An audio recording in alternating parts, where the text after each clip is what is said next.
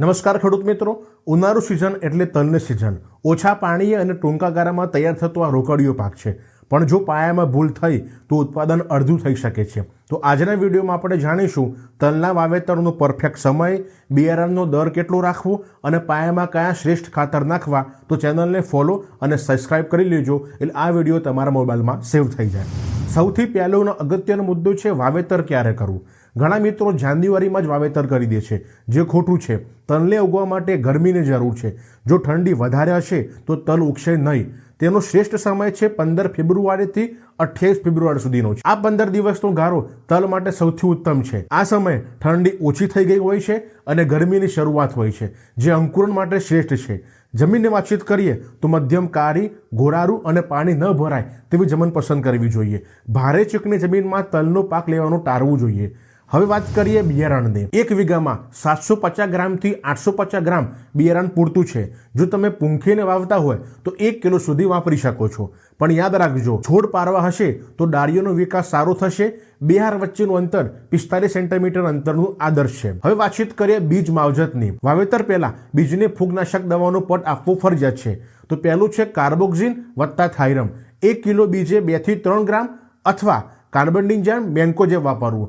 આનાથી જમીનજન્ય રોગો અને સુકારો સામે રક્ષણ મળે છે। હવે સૌથી મહત્વનો મુદ્દો ખાતર વ્યવસ્થા।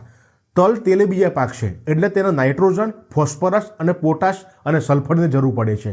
સલ્ફર તેલની ટકાવારી વધારે છે। હું તમને ખાતરના 2 શ્રેષ્ઠ વિકલ્પો આપું છું। માપ તમારે 1 વીઘા દીઠ રાખવાનું છે। વિકલ્પ 1, સૌથી બેસ્ટ એમોનિયમ સલ્ફેટ વાળું ખાતર। તો એમોનિયમ સલ્ફેટ 20 કિલો નાખવાનું છે। એમાં નાઇટ્રોજન અને સલ્ફર બંને મળે છે। બીજું છે એસએસપી સિંગલ સુપર ફોસ્ફેટ, જે 20 થી 25 કિલો નાખવાનું છે। ત્રીજું છે એમઓપી મ્યુટેટ ઓફ પોટાશ, જે તમારે 13 કિલો નાખવાનું છે। હવે વાતચીત કરીએ આપણે વિકલ્પ નંબર 2ની। 20-20-0-13 ખાતર 25 કિલો નાખવાનું છે। પોટાશ 13 કિલો નાખવાનું છે। ખેડૂત મિત્રો, એ ધ્યાન રાખવાનું છે કે પોટાશ પાયામાં જ આપી દેવું, પાછળથી આપવાનો કોઈ અર્થ રહેતો નથી।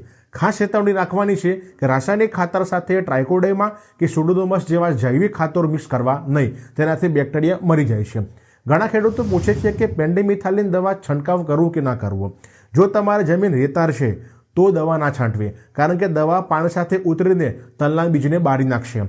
હાથથી નિંદામણ કરવું વધારે સુરક્ષિત ગણાશે। હવે કાળા તલનું કે સફેદ તલનું વાવેતર કરવું। આ વર્ષે કાળા તલનો ભાવ સારો છે એટલે બધા એ તરફ વળ્યા છે, પણ ધ્યાન રાખજો, અતિરેક ન કરતા। જો ખેડૂત મિત્રો 5 વીઘા વાવતા હોય તો 3 વીઘા સફેદ તલ અને 2 વીઘા કાળા તલ વાવજો, જેથી ભવિષ્યમાં ભાવમાં વધઘટ થાય તો નુકસાન ના જાય। માહિતી તમને સારી લાગી હોય તો ચેનલને ફોલો અને સબસ્ક્રાઇબ કરી લો।